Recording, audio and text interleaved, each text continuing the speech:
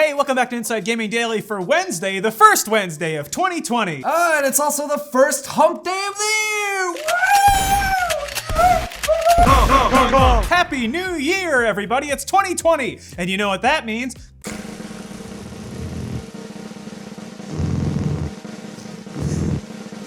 He's blowing on the mic. More games! Yay! That's right, 2020 looks like it's gonna be a great year for gaming with great looking titles sprinkled throughout the first year of the new decade. Wow, a new decade, a new me, a new VR Half-Life. We'll be taking a look at some of our most anticipated games of 2020 today, but since there are so many of them, we'll be breaking them down by quarter. Yeah, And not like the coins that you put in bread, like, you know, fiscal quarters. the coins that you make the bread. And again, this is just our own hot inside gaming take about what we are most looking forward to. Please feel free to leave all insulting comments below. We feed them to Brian. Correct.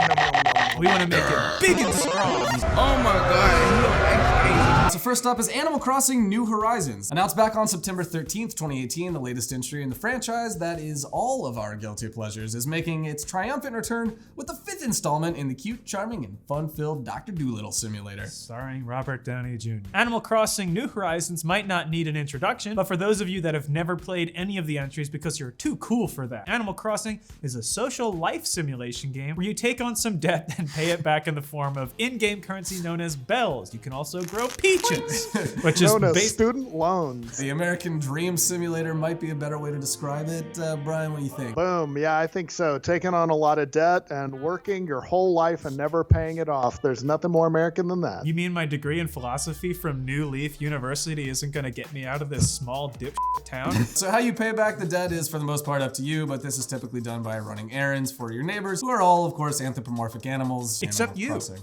But maybe the most base animal of all is man. Exactly. Yeah, Brian, you got any more scoops on this here animals talking game for us? I guess you could pay back the debt, or you could organize with your fellow villagers and burn Tom Nook's house down. No, get out of here. We love one thing more than Nintendo, and that's licking boots. All right, so the newest entry in the Animal Crossing franchise takes place on a deserted island after your character purchases a vacation package from everyone's favorite capitalist, Tom Nook. Tommy! Timeshare simulator is what we all needed to ring in this new decade. You get a Nintendo Switch for 2 weeks out of the year, and the rest of it you share it with raccoons. Animal Crossing New Horizons will feature this crafting system similar to the 2017 mobile game Animal Crossing Pocket Camp. The crafting system allows the player to convert materials into tools and furniture, which can then be used to decorate your tent and your garden and, you know, your outdoor living area or whatever. The game will also allow players to customize the appearance of your character with different hairstyles, facial features, skin color, and outfits and accessories, some things that were missing from past entries to the series. Yeah, the biggest feature that has got a lot of people excited is both local and online co-op, though. Ooh. Yeah, that's right. You'll be able to have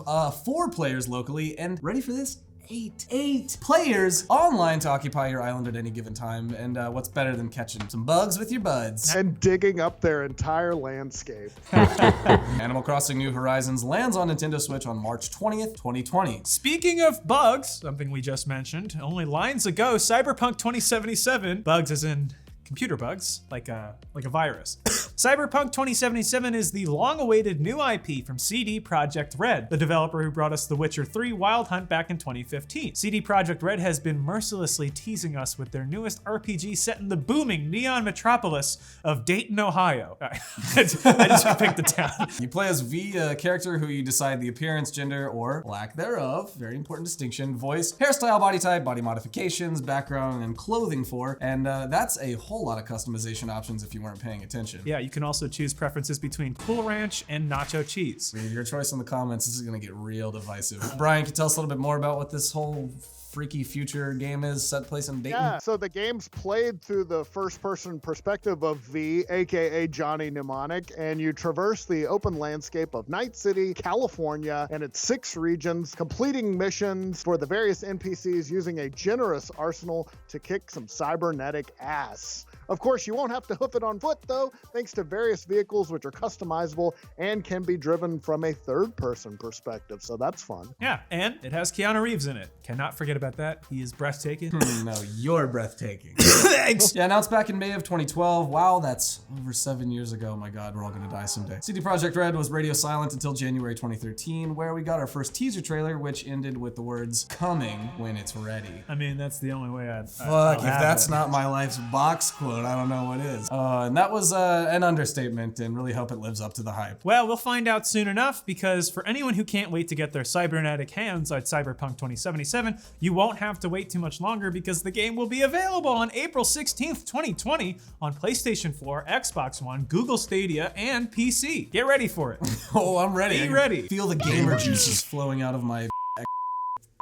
Yeah, I'm gonna plug an Ethernet cable into, I don't know, Cantaloupe and see what happens, because it's all cyber! Speaking of long-awaited games, 2020 is also going to bring us the action-adventure open-world stealth game Ghost of Tsushima. Oh yeah. That's right! Set in 13th century Japan, you play as Jin Sakai, the last samurai. Jin tries to master a new fighting style, Krav Maga. Scientology. Jin tries to master a new fighting style, the Way of the Ghost, to defeat the Mongols and fight for the freedom and independence of Japan. It's so weird to have like a mainline Japanese release that's actually just about Japan, like especially after Sekiro, where I'm like, well, where's the big snake? Right, when does he fight a Gundam? Yeah, Ghost of Tsushima is a new IP developed by Sucker Punch Studios. Brian, can you tell us a little bit more about them? They brought us such masterpieces as the Sly Cooper series and the Infamous series and Rocket Robot on Wheels for the N64, if that's your thing. I don't know if I'd call those masterpieces. I mean, they're certainly video games. and They developed certainly exist, don't they, Brian? They were commercial products. Yeah, the game will also allow you to use some pretty badass samurai moves to engage in combat using your katana. Yeah, and utilizing stealth allows you to evade enemies and strike them silently. The lack of waypoints means you have to traverse the open world blindly and without guidance. Players will be able to travel via riding a horse, as well as using a grappling hook to access hard-to-reach areas. Just trying to wipe from that weird angle using this grappling.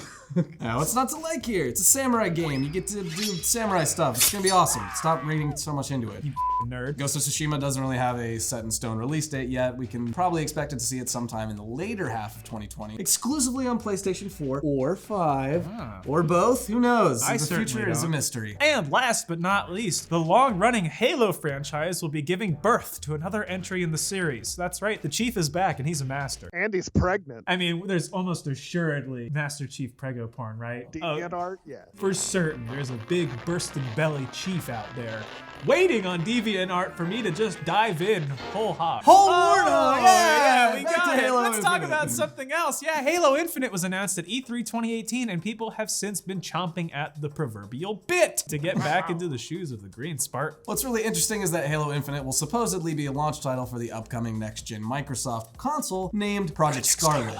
Yeah, and you're right, it does have to be said like that. Project Scarlet. I'm sure you already know what a Halo game consists of, but Halo Infinite will be a first-person shooter developed by 343 Industries. Brian, can you give us a little bit more on this? Yeah, it's going to continue the story of Master Chief after Halo 5 Guardians. It will also be the 6th game in the franchise with Master Chief as the protagonist. Also, Okay. Halo Infinite will feature split-screen multiplayer again. That's double the Chiefs. This is in response to the backlash of the lack of split screen in the previous Halo games, so I'm sure your couches will be very happy in this new year. Halo Infinite is set to release during the holiday season of 2020 on PC, Xbox One, and Project Scarlet.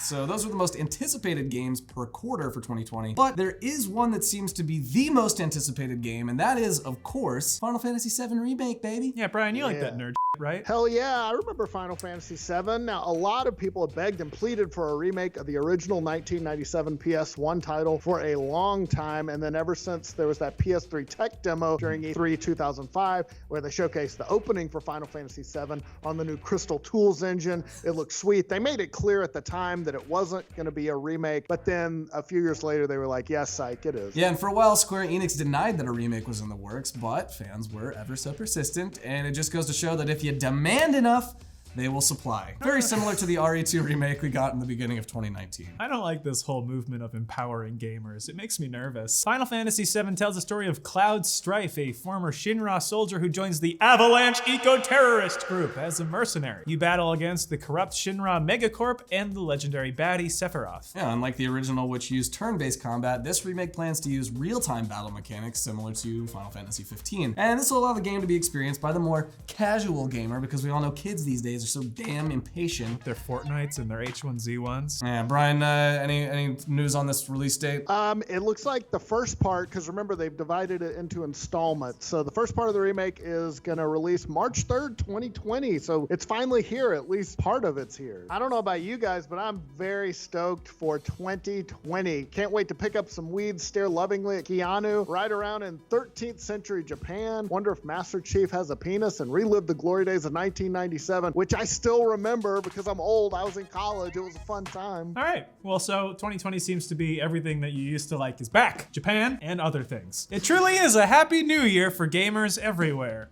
Happy New Year, gamers. We hope that you game on in this new year. What meme clip is there? There's the laugh. Oh yeah, there's Final Fantasy X laugh. What does he do? Hey everyone, welcome back to Inside Game Daily for Friday. That's right, it's Friday. Instead of the yes, we're gonna do the Final Fantasy haha. You ready? Come on, do it with me.